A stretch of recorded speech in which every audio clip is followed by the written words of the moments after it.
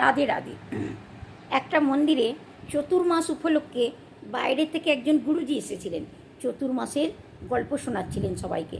Daily part part করে উনি শোনাচ্ছিলেন। কয়েকদিন ধরেই প্রোগ্রাম চলছিল। সেই পাড়ারই একজন, সে তার নতুন একটা জুতো কিনেছে। সে নতুন জুতোটা পরে মনে করলো আমি যাই আজকে মন্দিরে, নতুন জুতোটা পরে। নতুন জুতো পরে সে মন্দিরে গেছে।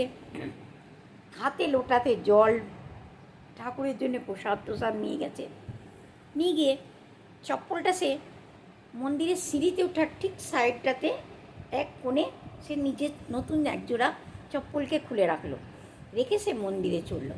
কিন্তু মন্দিরে তো সে চলে গেছে, কিন্তু তার মনটা রয়েছে ওই নতুন জুতোটার ওপরে।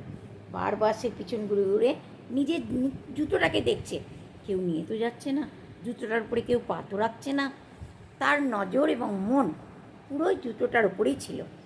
সে না তো গুরুজির কোনো কথা তার কানের ভেতরে প্রবেশ করলো, না তার মন সে মন্দিরে গিয়েছিল ভগবানের প্রতি, সে ভগবানকে একবারও মন দিয়ে সে স্মরণও করলো না।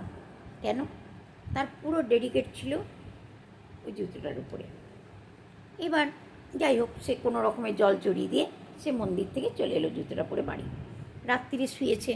রাত্রিরে শোবার পর সে স্বপ্নে দেখছে একজন দিব্য পুরুষ, তার গায়ের থেকে জ্যোতি বেরোচ্ছে, এরকম একজন দিব্য পুরুষ মন্দিরে সে যেখানে জুতোটা খুলেছিল তার জুতোটার পাশে এসে বসে আছে।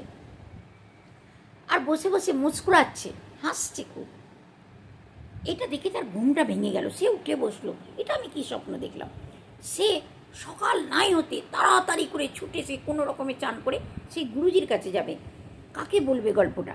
তখন সে গুরুজির কাছে যাবে। গুরুজির কাছে গিয়ে সেই স্বপ্নের কথাটা বলবে। গুরুজি, আমি কাল রাত্রির এরকম একটা স্বপ্ন দেখেছি, আমি কালকে নতুন জুতো পরে এসেছিলাম, এই ঘটনা।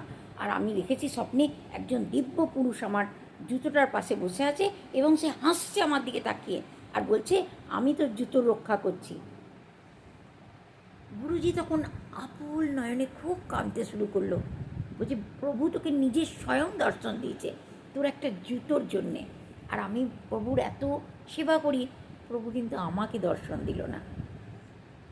তা একটা কথা এখানে বুঝতে হবে, মন্দিরে আমরা যখন যাই পুরো আমাদের ডেডিকেট হওয়া দরকার ভগবানের প্রতি। যা করবেন উনি করবেন, কিন্তু আমরা সেটা না করে আমাদের মনটা থাকে ঘরের দিকে, আমাদের মনটা থাকে ওই দিকে। আমরা যদি পুরো সমর্পণের সাথে তাকে যদি সমর্পণ করে দিই, সে আমাদের খারাপ করবে না, ভালোই করবে। কিন্তু আমরা সেটা পারি না। কেন পারি না? ভগবান মন্দিরে থাকা সত্ত্বেও বাইরে এসে তার জুতো রক্ষা করছিল, আর সে মন্দিরের ভেতরে থাকা সত্ত্বেও সে মন্দিরের ভগবানের দর্শন করতে সে পারল না। রাধে রাধে।